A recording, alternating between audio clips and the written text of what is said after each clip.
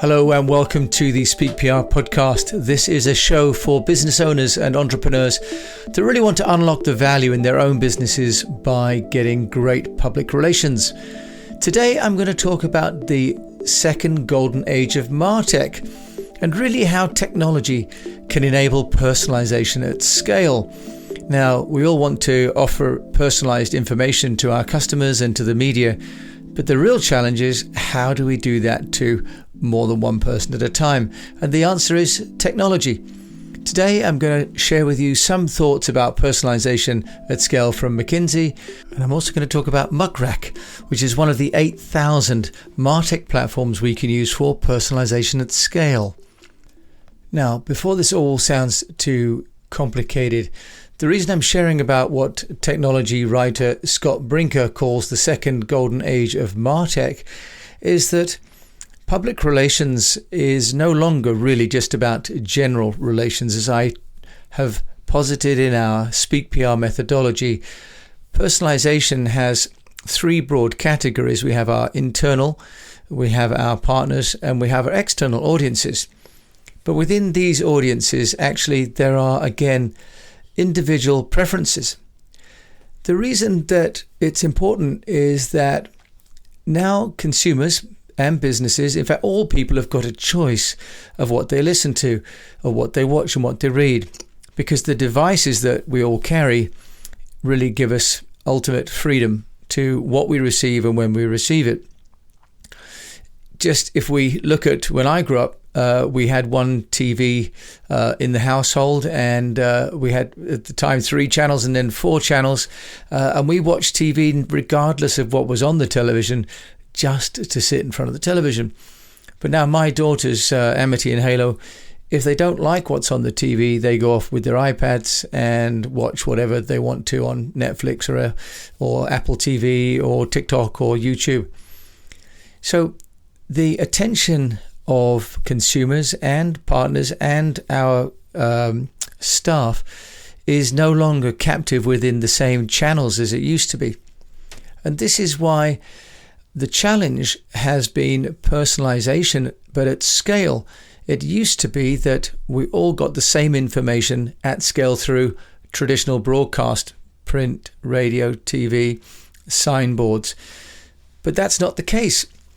So in order to have a business that is talking to more than one person at a time, we have this challenge as business owners, which is to develop messages that are appropriate and appealing and compelling to many people simultaneously, but who are at different, what we call customer journeys.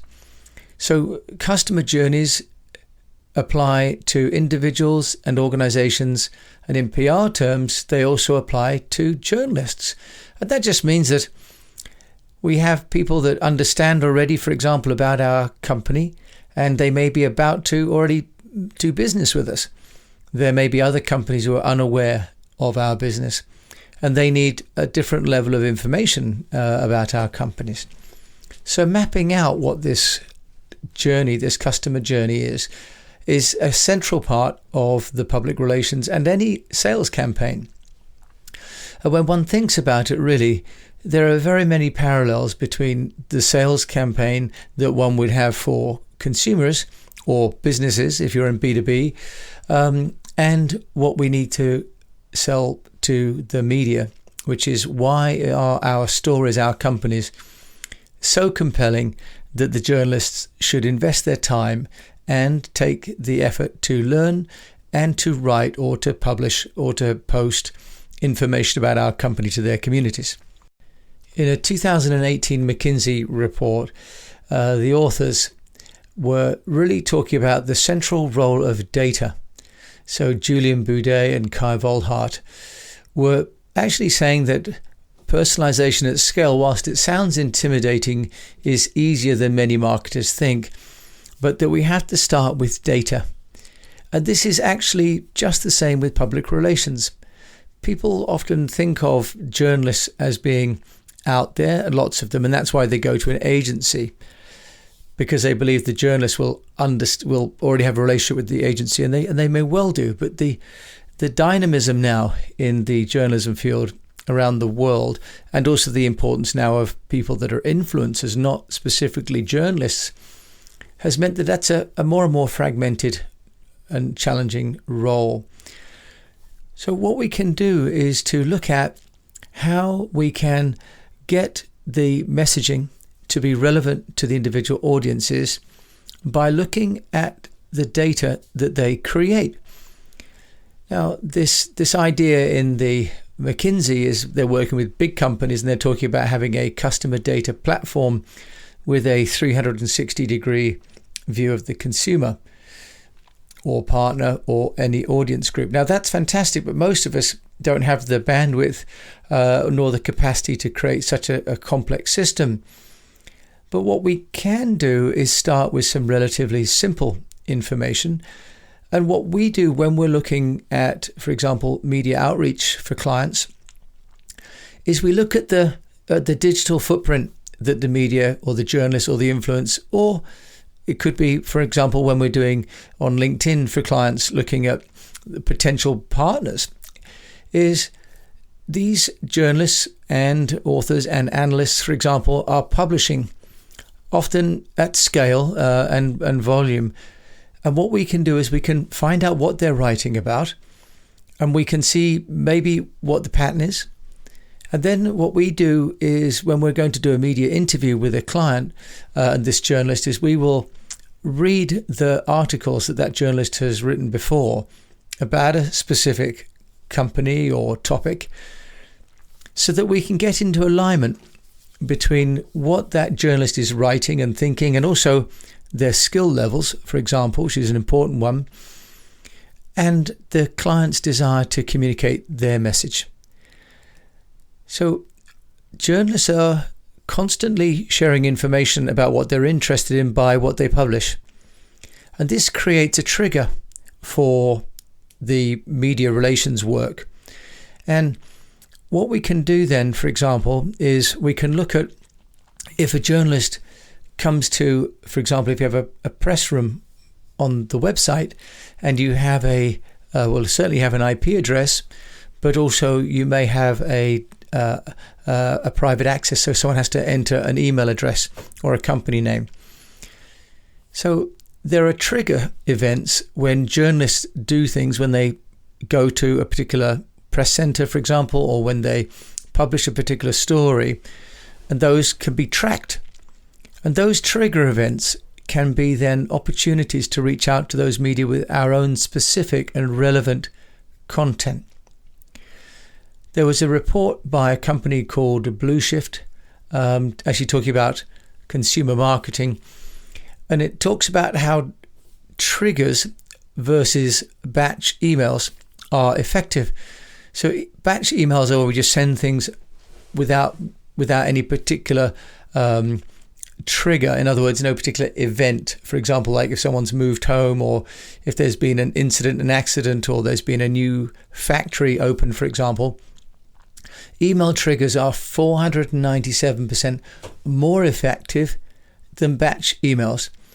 And mobile push triggers are 1,490% more effective than batch push notifications. In other words, if I've bought something and then I get an SMS saying, "You've bought, do you want this?"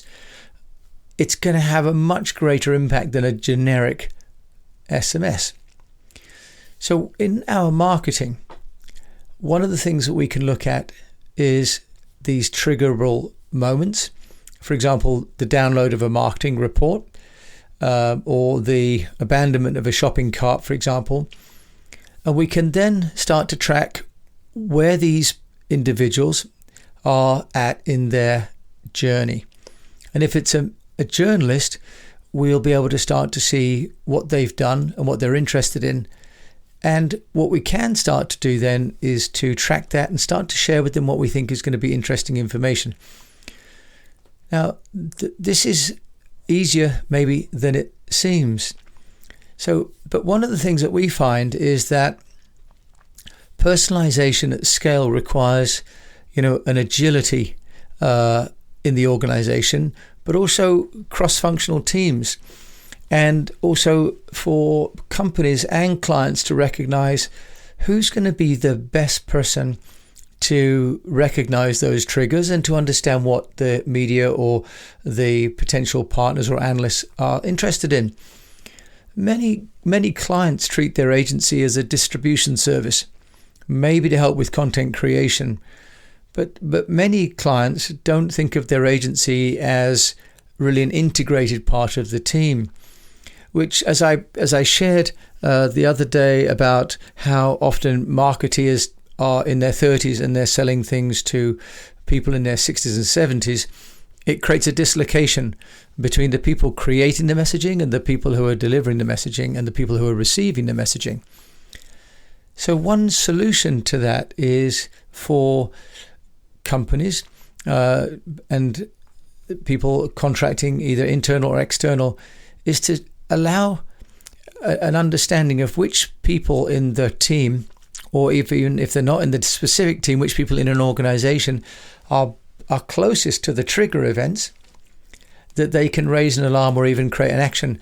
So, for example, if you have people in the organization that are particularly keen or aware of sporting activities and you're in the sporting business, why not let those people be the internal alarm system for opportunities to promote the company at an upcoming sports event, for example? So how do we do this at scale? Well, the 2018 edition of Scott Brinker's Marketing Technology Landscape lists some 7,000 marketing technology solutions. In my technology applications directory for public relations, I've listed over 100. These are available at our website at eastwestpr.com. So I just listed just 100, but Scott is obviously a very busy man. He also works at HubSpot. And in 2020, apparently this list grew by 13.6% to 8,000 Martech solutions. In other words, there has to be a solution for pretty much every problem that you're facing. The challenge is how to find the right ones. So technology is important, the data is important, and the analytics are important. But the companies that just go to Martech on its own will find, as I have when I was working with the company on outsourcing some of my back office administration, I was being asked to change my business system to fit their Martech solutions. In the end, I said, I don't want to do that. I have my own workflow, my own business process. I'll find the solution that meets my own work processes, not change my work processes to fit theirs. And with 8,000 Martech solutions, that's everything from PR, sales, management, CRM, online support, and so on. There are so many that we can choose from. And I'll put a link into Scott Brinker's website where he has a directory for these. But one company, actually from America, that is claiming to help with the personalization at scale for journalist relationships is one called Muck. And they have what they now call a public relations management platform. And now with many companies like Muck and Cision and Presley and Prowley, they are helping us as entrepreneurs to access a vast amount of information, in their case 10,000 journalists, which otherwise we could never collate on our own. Now, in the case of Muck, I've included that because I think it's quite interesting, because the journalists themselves go in and showcase their pitching preferences right on their portfolios. So the journalists now in the Muck platform are basically saying what kind of stories they're interested in and how to pitch to them. We want to do personalization at scale. If journalists, as we see in Muck, are actually giving their personal preferences in order to save themselves time and to receive impactful stories, then our job of creating the content for these journalists has become so much easier.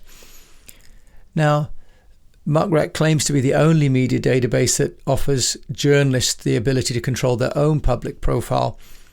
Certainly some of the other ones I've looked at, like Tellum and Cision, are sort of research-based, and Prowly is AI, where it's going out and finding journalist contact details by searching the web with AI and bringing back things like Twitter and Facebook and Instagram handles. But Muck for 10 years has had this ability for journalists to write down for example, what time of day they would like to be pitched at, whether they would like to respond typically to a pitch or they don't, how long they like the pitch to be in terms of word count or duration, whether they like a follow-up. So there are some other tools there around enabling you to share that information with your team, which is, I think, collaboration now, of course, is essential. You can work from a unified platform, and you can also store your own data. For those of us that have in the past used Excel spreadsheets and then shared them, for example, on Google, as a shared spreadsheet with other team members, we're pretty familiar with that. But also what you can do with Muck is you can send and schedule personalized pitches by customizing the email content for each person and tracking who's engaged and managing the follow-up. So then you could create batches. You could create batches for journalists that are profiled both by interest but also by style of approach. So this is that personalization at scale that is the holy grail now in consumer marketing.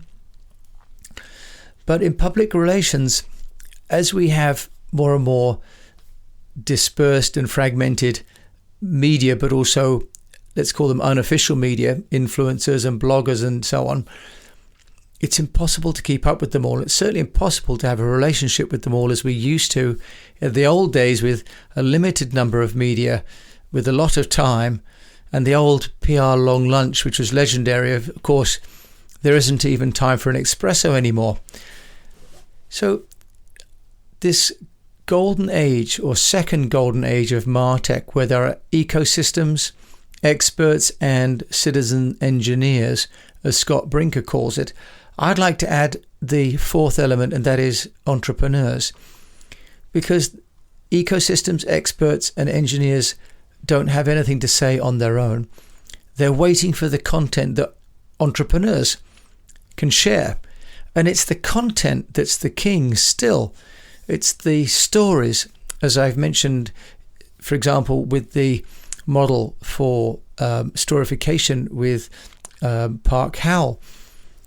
It's the entrepreneurs' stories that ultimately are the fuel for the Martech engines. So I share that personalization at scale is something that we can all do. And we can do it as entrepreneurs, as small business owners, by using the technology. There are plenty of them out there. If I can help in any way to help you select or shortlist or to interview people that you find interesting, I would love to help to do that. So my name is Jim James, and I'm sharing ways that business owners can unlock value in their businesses using great stories and using great technology. So I'm sharing this in a way it's personalization at scale, because you're listening to me one-on-one in the quiet environment with your headphones on, and I'm talking to you from my own TARDIS here in Somerset of England. So with that, I wish you best of health, a profitable business, and that you keep communicating with personalization at scale.